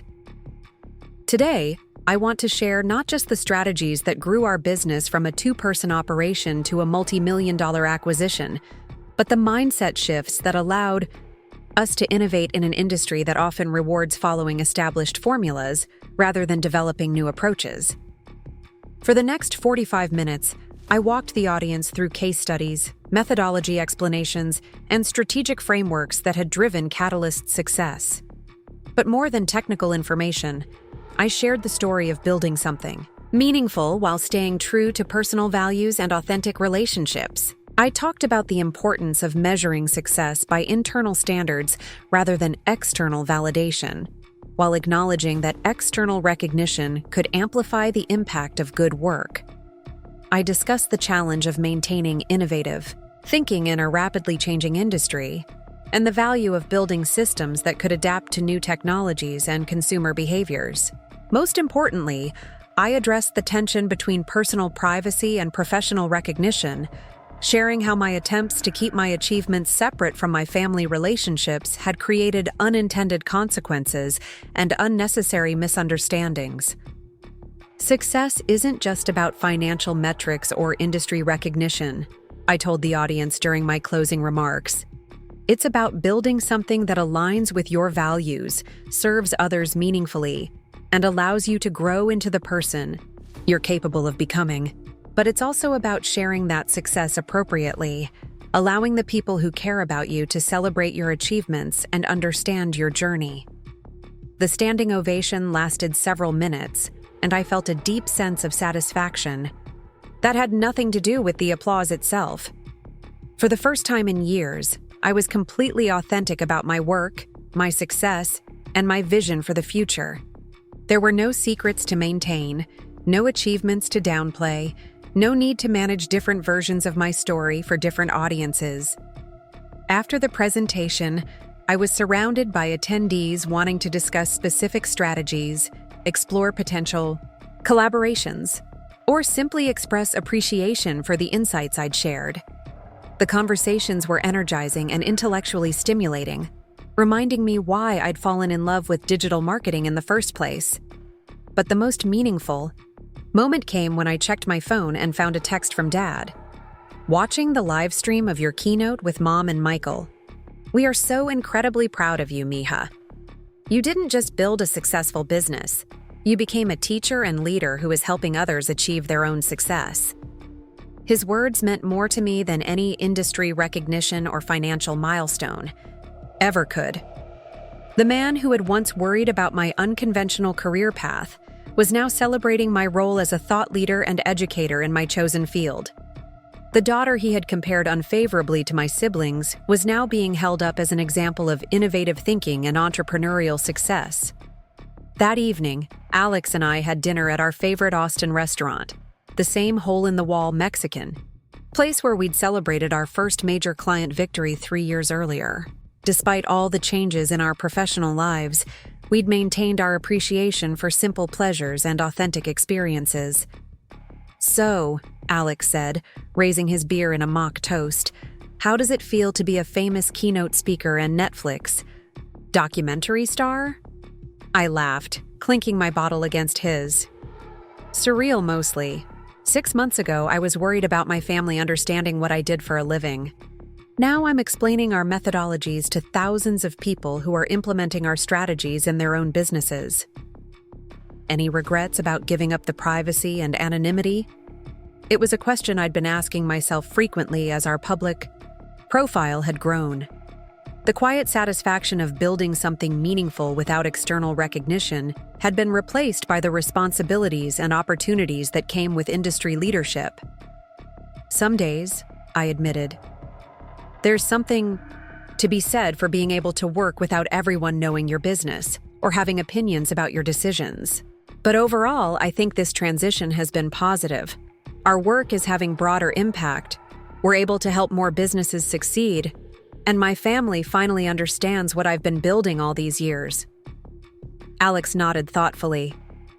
And the Henderson acquisition gives us the resources to take on projects we never could have handled as an independent agency.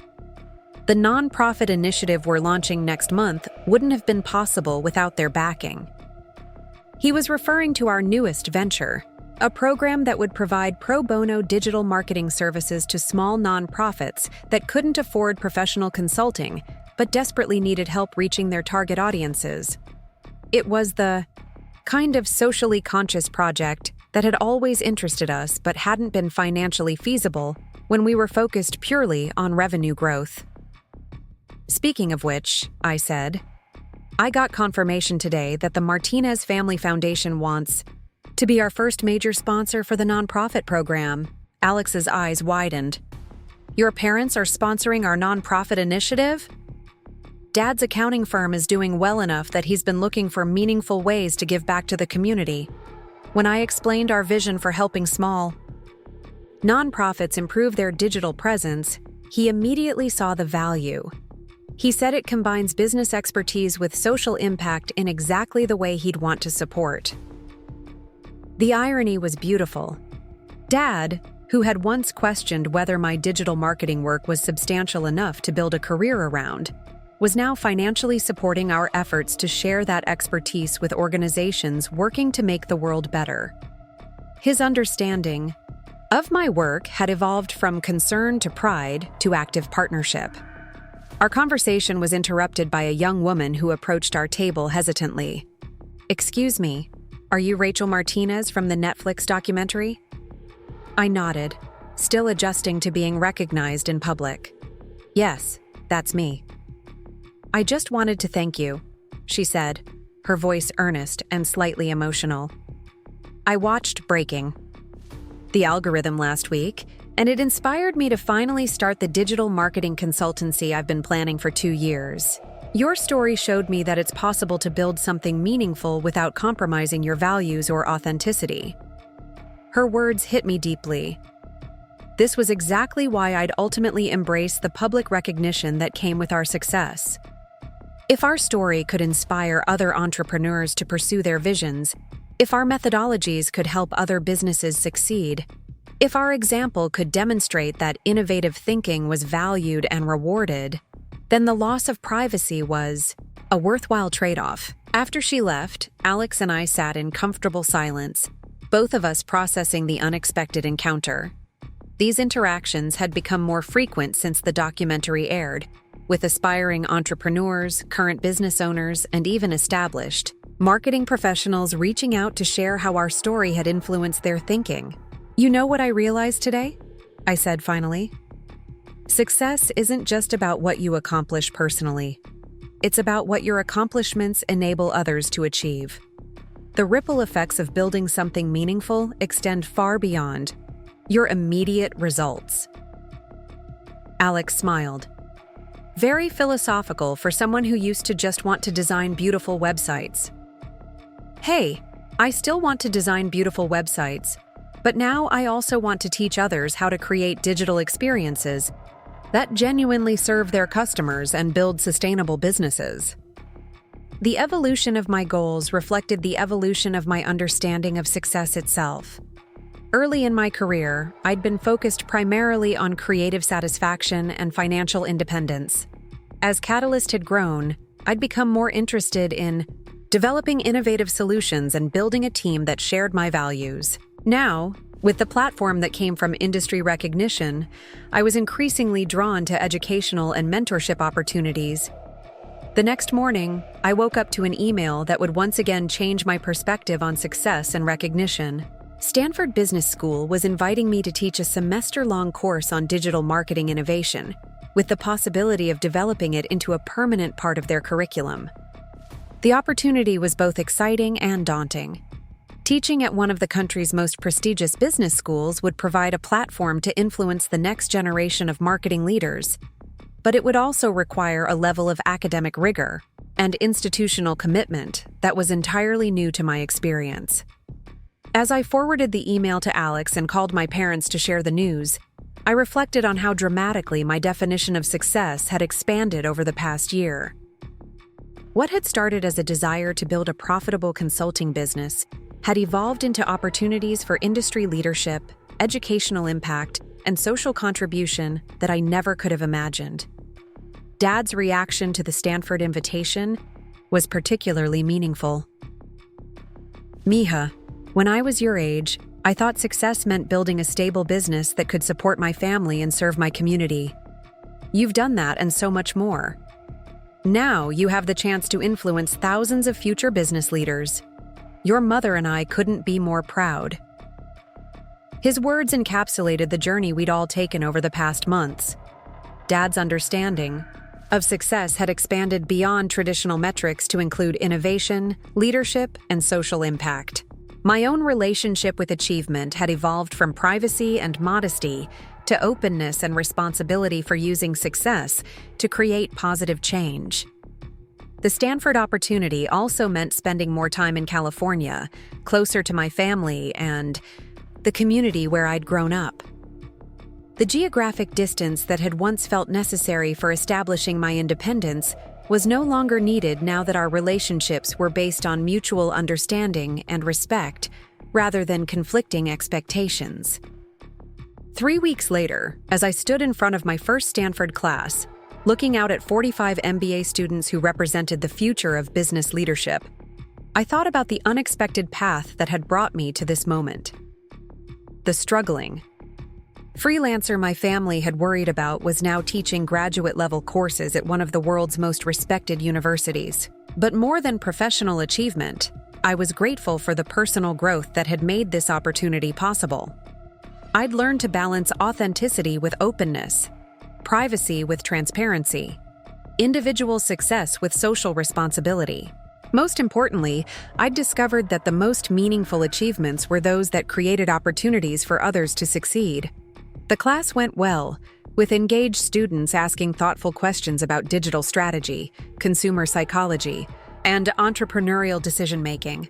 During the break, several students approached me with specific questions about starting their own consultancies or implementing innovative approaches within established companies.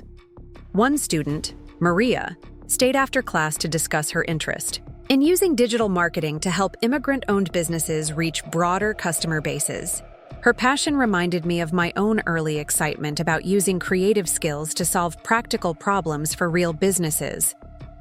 "Professor Martinez," she said, "your documentary showed how you maintained your values while building a successful company. I'm worried about losing my commitment to social impact if I focus too much on financial success." Her question touched on the central tension I'd navigated throughout my entrepreneurial journey. "Maria, I think the key is understanding that financial success and social impact aren't mutually exclusive.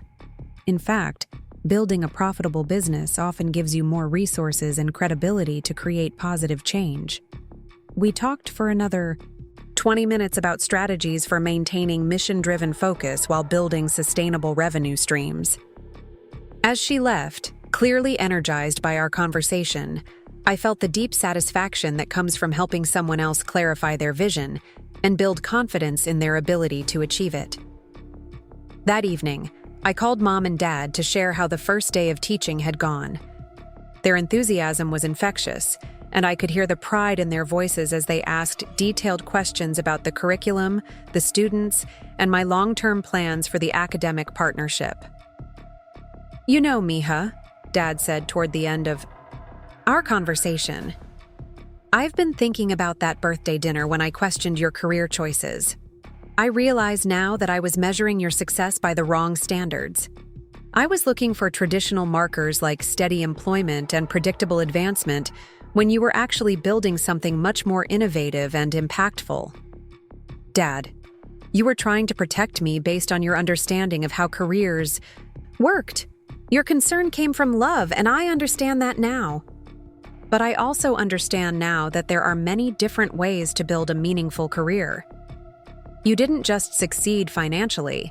You became a leader and innovator who is teaching others and creating positive change. That's success by any measure." Zisa, his words represented the completion of a journey we'd all taken together. My family's understanding of my work had evolved from concern to pride to active support. My own relationship with success had grown from private satisfaction to public responsibility.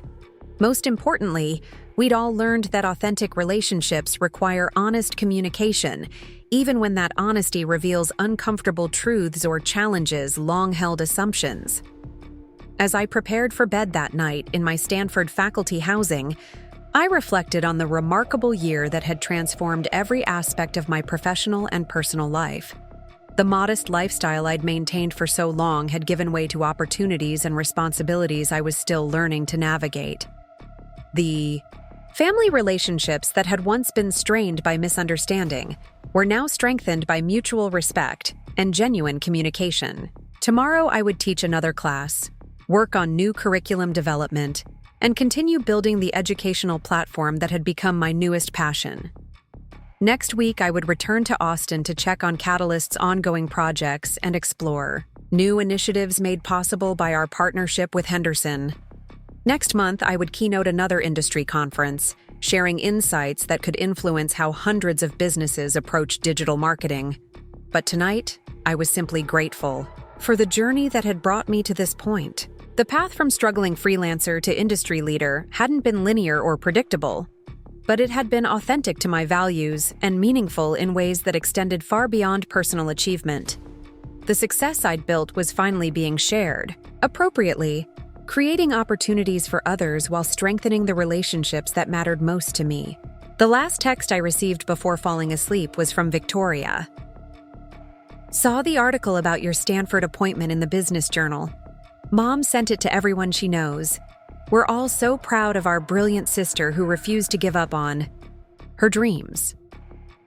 Her message perfectly captured the transformation that had occurred in my family's understanding of my life and work. The black sheep who had once been a source of worry and concern was now a source of pride and inspiration. The unconventional path that had seemed risky and uncertain had led to achievements that exceeded everyone's expectations, including my own. Most importantly, I no longer felt the need to choose between personal authenticity and professional recognition, between family relationships and business success, between private satisfaction and public impact. I'd learned that the most meaningful achievements were those that honored all aspects of life while creating positive change for others. Up next, you've got 2 more standout stories right on your screen. If this one hit the mark, you won't want to pass these up. Just click and check them out.